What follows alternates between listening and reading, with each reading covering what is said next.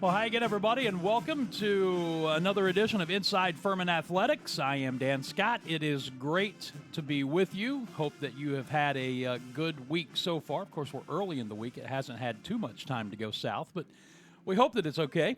And we hope you're going to enjoy the program that we have for you this week as we talk cross-country with Rita Gary. It's great to have you. Normally, it's Robert who's been up here, so I don't know. Are we looking at this as your opportunity for rebuttal, or are we looking at this as a step up in the process? Probably a little bit of both. But yeah, I'm excited. It's my first time on the show with you, and you always do such a great job. So I definitely am stealing Robert's thunder, which frankly is one of my top three things to do in life. I mean, I think any good wife is that's their main Let's let function in life. Let's let them suffer a little bit. We can't see because the camera is fixed. We might. We're having a Kirk Herbstreit moment. But we have a special guest Seretti. in the booth. Can you here. get him Seretti, to come up. Can you get him to stand up? Seretti, get your bone. Ready? Here, I'll get you. 1, 2. Whoa, there he is. Look at that. Hi. Just a little guy, right? Well, if Peter can be on ESPN, I feel like he's an assistant coach. He's on our website. His payroll is very low. Right. I thought he should join us on the show today. And he was also much more invested in that bone than he was getting up and being on camera. If we had a piece of steak right here, things would be a little bit different.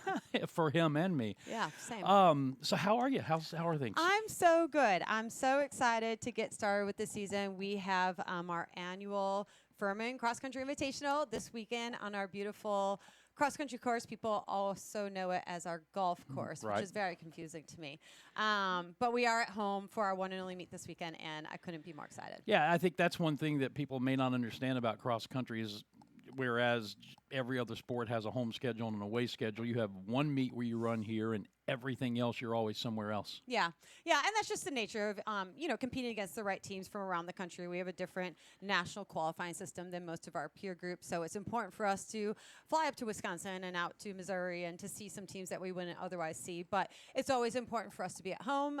It's not just a chance for us to showcase our team to Greenville, but also welcome our parents, our distinguished alumni, and some really important VIPs, fans, back to our annual stakeholder event, which is Friday night here on campus, a big dinner, awards, just sort of a proper kickoff to the season. And that's one of the things that you guys have done really, really well with your program is in every college program, especially at our level, they're obviously in need of donors to invest in what they're doing. You've been fortunate to have that done. It's been a lot of hard work to get that, I know. But then you provide them with that opportunity to come back here and you, in effect, honor them a bit with that stakeholders dinner. Yeah, it's just about engaging your people. I mean, one of our taglines is you win with people at Furman, and I absolutely do believe we have some of the best. Having our parents on the same page as the coaching staff with what our values are, what our vision is, how we execute. We know that the parents are as much of a part of the process as the kids, and their buy-in is huge. We always want to bring our alumni back. We're lucky enough to be having All-Americans. You'll recognize some of these names, Dan. Gabby Jennings, Carson Williams, Dylan Schubert are all joining us this weekend back home, so we'll have a chance to kind of tie in the former girl gang in Denman with our current girl gang in Denman, but just really building that community. Community is huge, vision is huge, buy-in is huge, and I think the stakeholder gets all those things in line. And then what we've seen in your program, which we've seen in so many of the programs here on this campus that you have to have, is when players, or in your case runners, graduate and go on to other things, they are still invested in your program. They come back. They continue to be a part of what you do, even though their lives and their careers have taken them to different places. Yeah, it's not just a 4-year relationship. I mean, it's a lifelong relationship. I will be as invested in Gabby Jennings' success now as when did she graduate? It's COVID, so 4 or 5 years ago. I'm as excited about her accomplishments as I was when she was running the Furman jersey, and I really do value those women and an opportunity to stay a part of what they do. Well, let's talk a little bit about the program as a whole, because one of the things that I know from a long time in this industry is it's tough to win one championship, and then it's tough to come back the next year and win another championship, because invariably complacency can set in, and you can read books about it across all genres of sports. You've won 12 consecutive championships. Yeah. How do you keep complacency from settling into your program? Yeah. The thing I love about cross country, and I know it's not the most popular sport, but it is a sport that doesn't obviously allow for timeouts or player changes or different calls to be made. It really is about teaching these kids to learn how to think when they're tired, how to make good decisions under stress, and obviously we can see the application of that in life. But that is the skill that we're trying to teach. And so whether it's defending a title, sometimes doing what can be done is more fun than what is supposed to be done. I'm a little bit of a rule breaker myself. But we want them to carry that legacy with a lot of pride. Like, we know we can do it. Our job as coaches, teammates, community is to teach you how to do that. So we actually do a really big welcome back meeting with our players. And one of the slides I always introduce is like, you've joined this championship program, and that's a point of pride for you. But make no mistakes, you're not a part of it yet. Like, there is a learning curve. There's an ownership. You've got to buy into the culture. And I think our culture is strong, and we certainly have more years, 12, of capturing the culture. I am confident in our ability to continue to do that. But hey, you still got to play the game. Like, you still got to line up on the day and do the thing. And it doesn't really matter what's going on around you. You have to execute and make those good decisions. The flip side of complacency is pressure. And you bring new runners into your program, male and female, every year. And they see what you've done. Yeah. They see that you've won 12 consecutive SoCon championships. They see that you had the third best time among male runners in the entire country last year. And so you have to teach them to deal with the pressure of that, because I'm sure that freshman class comes in and they have to think, we don't want to be the one that breaks this streak. Yeah, pressure is privilege. And I know that's cliche to say, but it really is. Like, there's nothing, I think, more powerful for our team than if myself or one of the other coaches is like, hey, I believe in what you're doing, or I see what I need to see out of you, because I think we're truth tellers, probably to a fault sometimes. When I walk up to a young woman and I'm saying, I believe you can do this, I don't do that for them to feel good. It's because I actually think they can, and I have a lot of faith in their preparation and what they've shown me. So it is pressure, but that's a privilege of being in this program, and we learn how, or our job is to teach them how to see it as opportunity. Where other people melt, I feel like we do a really good job of focusing and executing. Athletes, by and large, coming out of high school are much different now than they were a generation ago. They're since we're all big on superhero movies now, their spidey sense is up when they feel like a coach is not being completely genuine with them. Yeah. Oh, yeah. They are better, I think, about sniffing that out now than they were years ago. Would you agree? Yeah. Yes and no. I mean, I absolutely think their awareness and their boundaries for what their expectations are as an athlete are more clear. I think what's awesome is that they're learning how to communicate that better. Like, this is how I thrive in this space. This is my needs. And I think what makes a great coach-athlete dynamic is when we can meet at the 50-yard line and I can tell them, well, these are my needs as a coach in my space. And when we get those values in alignment and when we get that communication really honest and transparent and crystal clear, that is when the magic happens in terms of development, not just on the field, but in your relationships as a person, spiritually, athletically, academically, I mean, any facet. So it is, the spidey sense is, I think, just awareness for what you need to be done in this specific environment. And I think the X factor is always the communication and the shared values. And I think we make our values really, really clear during the recruiting process. We hammer them when they come in. We'll talk about our values at Stakeholder on Friday night. So it really does kind of get everybody on the same bus moving in the right direction. I've heard coaches say, especially in the landscape that we're in now, that you treat everybody fairly, but you don't treat everybody the same. Yeah. Is that? My mom told me growing up, fair is not equal, Rita. Fair is not equal. So you've been there and done that. Oh, my gosh. When you have a brother your age and you're in the same grade and it's high school and he can do more, like, fair is not equal. So, yeah, that's just life. I mean, that's just life. And if we're not teaching life lessons, we're probably not doing our job as coaches. Now, you do have to explain it, and that's fine, because if you can't explain it, I don't know why you're not doing it. But yeah, fair is not equal. I have to ask then, how much pushback did you give your mother when she said that? I was not an easy teenager to raise, and I am whatever universe was in charge to not give me a daughter was probably wise.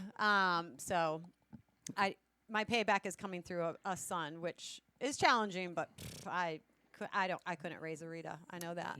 I've got 2 daughters. I've been there, so yeah. Yeah. Oof, girls are tough. And I'm lucky because I get the girls that have already gone through those horrific, like, teenage years. I always tell the moms when they show up, I'm like, thank you. Look at these beautiful daughters you have given me. Like, they're already through the awkward stage, and here I have the little, like, unicorns. Yeah, and sometimes I would imagine parents throw them at you and run as fast as they can in the other direction, don't they? That's what we call a red flag, not a green flag. We're talking with Rita Gary, who is the head coach of the women's cross-country team here. We're talking about the entire program. It's an interesting dynamic because she and Robert have been running this program as co-equals for years, and it was just, I guess, in the last year or maybe less that they gave you the official designation as the women's head coach, but you've been doing that anyway. Yeah, and it's never been about a title. I mean, Robert and I obviously have immense respect for each other, and it does work to have kind of like one person in charge. Like, you need someone to finally say, like, this is the thing we're going to do. And we still have that. But I felt like, especially with our women's program, we have a very rich history. Currently, we own the longest active NCAA winning streak in all of NCAA Division I cross country. So that distinguished honor belongs at Furman University. And I know it was built by women, and I'm not trying to, like, make this about feminism or creating, but it was built by women, and I wanted the recognition to belong to women. So when they list that as an NCAA, prestige point, it is important to have a female coach that coached that team tied to that achievement. And I felt like it was the right thing to do for to ask for that opportunity for our women's team. And I have to say, like, I've also just been really ambitious with how I can drive women's athletics forward as more than just an assistant coach, but as a head coach. We had the opportunity to put on the girl camp this past summer and to bring Greenville girls to campus and teach them all about sports, and that was a little bit of my brainchild. So I feel like in this new role, which I appreciate Jason and Aaron facilitating, it's just allowed me to branch out and share some of my energy a little bit differently, and build some other, relationships with the other female head coaches too. I've had so much fun getting to know Mary Beth and obviously the Michelles and Gail. They're just really wonderful, strong, impactful women. And having that little head coaches women's network has been really fulfilling. Talking cross country here on the this week's edition of Inside Furman Athletics. Tell me how you approach the early season. You've run one meet so far. The men finished first and women finished second. That was in Spartanburg. Yep. And you've got your one home meet coming up this weekend. What's the progression as to how you view what you do in the fall? Yeah, like I said, our sport has a different advancement than any other sport on campus to the ultimate NCAA championship. And so we really have to be eyes on the prize for those middle of November NCAA Southeast region. So everything we're doing now, and we've got 9 weeks, is sort of this crescendo into that final season. We're very much in our strength phase of training. So this morning we were out on the golf course. The men, I think they did 3x3 mile repeats, so that's 9 miles of workout work. That doesn't include the warm-up and the cool-down. Our women did 6 miles. They'll all come back to the track this afternoon and either do a secondary workout or head in for a cross-training workout. So we're working really, really hard right now. Our men are probably logging 80, 90, 100 miles a week. Our women are logging 50, 60, 70 miles a week. That's where you need to be in early September. We'll start to see our races ramp up. We'll head out to Missouri in 3 weeks. We'll head up to Wisconsin 3 weeks after that. And that will still be kind of like our regular season where we can have a small taper, but we're peaking for the middle of November when we need to race every single Division I team in North Carolina, South Carolina, Tennessee, and Kentucky. And to get to the national championships, we have to be top 2 in all 4 of those states. That's against every single Division I school in the country. So it's very narrow margins to advance to the national championships. I'm super proud that in the 12 years that Robert and I have been here, we've sent 15 teams to a national championship. In basketball terms, that would be, the top 32, right? And we've had 2 like Elite 8 type performances. So we've had great success giving our full attention to those important weekends, but it is sort of a head down and work stage of the season. Like the meets are important and we're getting great feedback, but more importantly, it's like put your blinders on, put your head down. It's time to grind. And hopefully you look up at the end of October, middle of November, and you're like, oh, I have all the things I need to make this work. All of that work that you're putting in, you're talking about all the miles you're going to log. Is that designed to make race day, I don't want to sound not like exactly a walk in the park, but you know what I'm saying? If you can do all of that work, then whatever the length of the course is on race day, easy? Would that be I would easier? Say we're never trying to do anything easy, but we're trying to do hard better. Okay.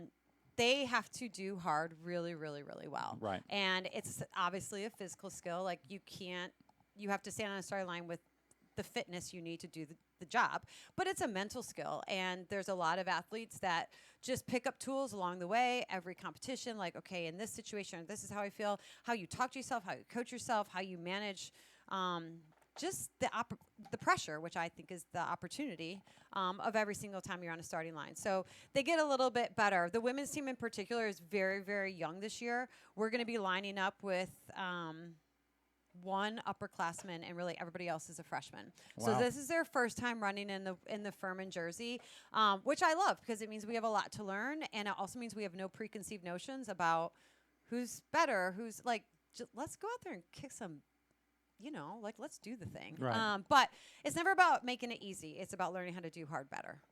I like that.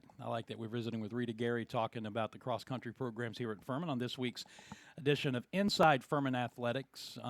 The weekend that's coming up here, let's talk a little bit in detail about what that is going to look like, starting with the stakeholders dinner and then the teams that are actually going to be coming in and competing here at Furman. Yeah, we have a lot of local teams. Probably the biggest name people know is Clemson is coming over to race on our home course. The race is at 9 a.m. on Saturday morning out at the golf course. The women race first. Both the men and the women, different from previous years, are going to be running a straight 4-mile race. It's a little bit over distance for the women, and it's a little bit under distance for the men, and everyone's going, well, why wouldn't you just run the race distance? That's a really good question. The truth of the matter is, for the women, I honestly need to see who has the maturity, who can stay in the race a little bit, like who can make good decisions on tired legs. For the men, because they have to build up to such a big distance, their championship races are 10,000 meters, which is 6.2 miles. They need to save their legs, and their training is at a really high volume right now. So oddly enough, the racing isn't the primary focus. So it just suits both needs really well. So we'll be out on the golf course. It's a 1-mile loop, so that makes it very fan friendly. You can be at the start line, see them at the midway, come back, see them again. So you can probably see them 12 times, which, for a race that moves at 20 minutes, that means you're really seeing some really good action. But if you've never been out to a cross-country meet before, it sounds like the dorkiest thing in the world, and it very well may be. But for me, some of the most fun moments are watching the fans, sprinting across the greens, and they're screaming, just running from green to green, and they're trying to figure out what's coming next. They're getting caught up in sort of the pandemonium of everyone being a little bit lost, but we have some really great teams lined up, and of course the best one is our team, and we'll put on a great event. And if you come out at 9 o'clock, you're going to see 2 elite races. You're going to watch hundreds of athletes really just testing themselves physically, mentally, sometimes spiritually. We might go see God. You never know. Could be that kind of day. And you're out of there by 10 o'clock, and you can go get brunch or go get your running because you're so inspired afterwards. So as we start to get into wrap-up mode here, give me some names that people need to be paying attention to on both sides of the ledger. Yeah.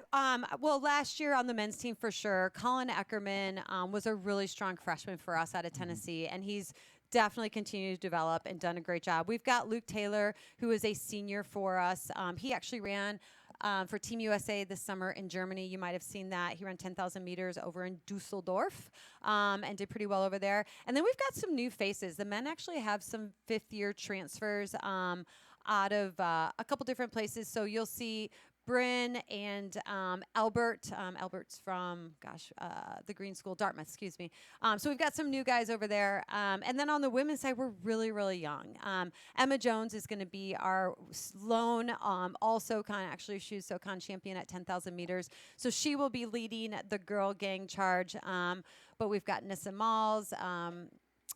Oh, gosh, and some really good freshmen. There's one, Tessa Walter, out of Colorado. She's looked really good the last couple weeks.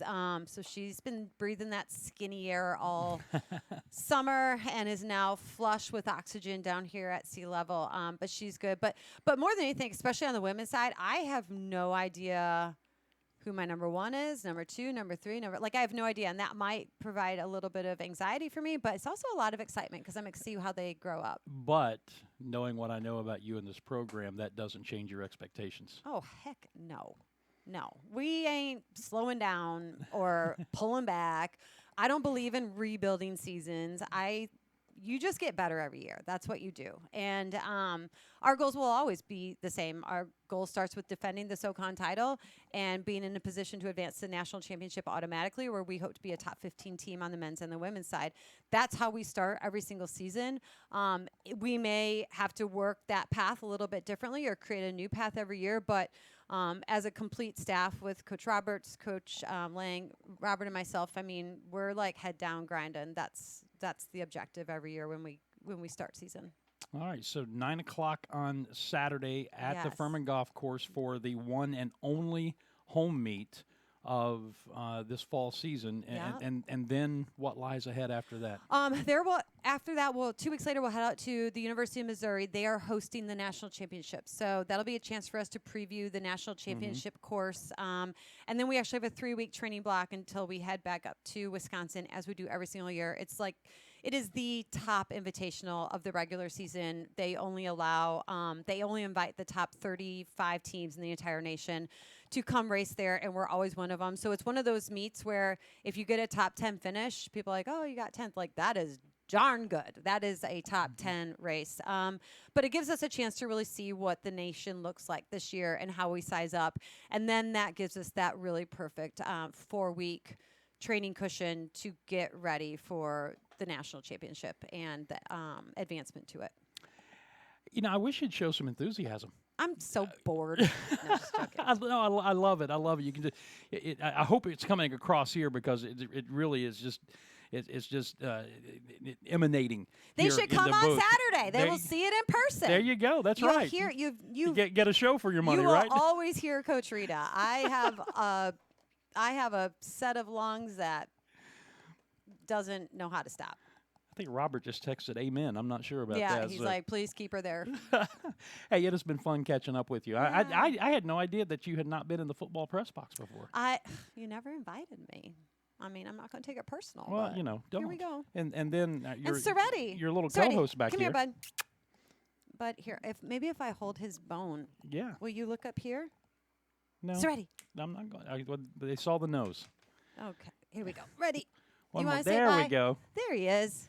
He's not buying it. Somebody call Kirk Herbstreit. I need him and Peter to give us some coaching. He wants his bone back. Oh. He doesn't care about anything else. There you go, bud. All right, that will do it for this week's edition of Inside Furman Athletics. Next week, we're going to talk volleyball with Michelle Young, and we will continue on. Hope that you have a great rest of your week. And again, 9 a.m. on Saturday. Be there for the one and only home cross-country meet for the Furman men and women.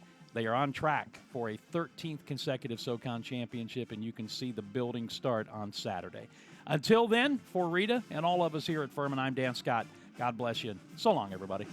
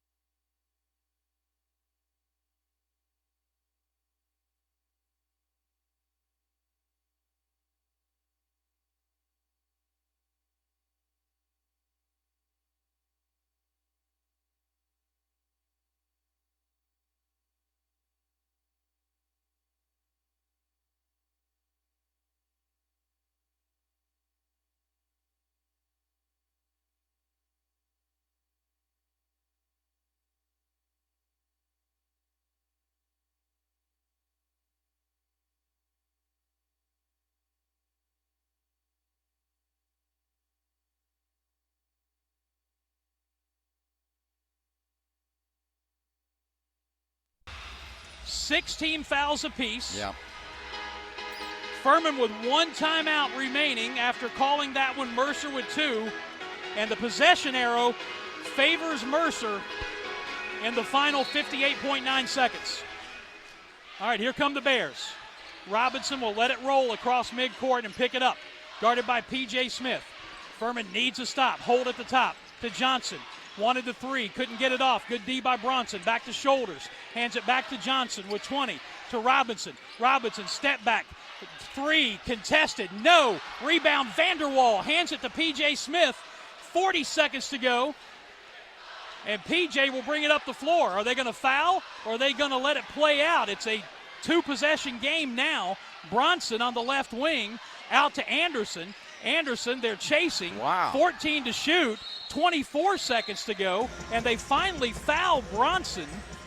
The shot clock was down to 12 seconds, but 24 seconds on the game clock. And if Bronson hits both of these, it becomes a 3-possession game. He'll go to the line to shoot 1 and 1. Hey, good job by Bowser there, because Robinson and PJ talking to one another, and he stepped in to make sure nothing happened there. Knock him down. All right, here's Bronson. Shot on the way. It's no good. Rebound. Oh, P.J. Smith almost with a steal. And then Jordan Arnold, a late whistle, called a foul on P.J. Smith on that near steal, and that's going to send Robinson to the line to shoot 1 and 1 with 20.5 seconds to go. Jab shot. The clock stops. Yep. Had a chance there, the 5-point lead, missed the front end, and then a quick foul a couple of seconds into the free throw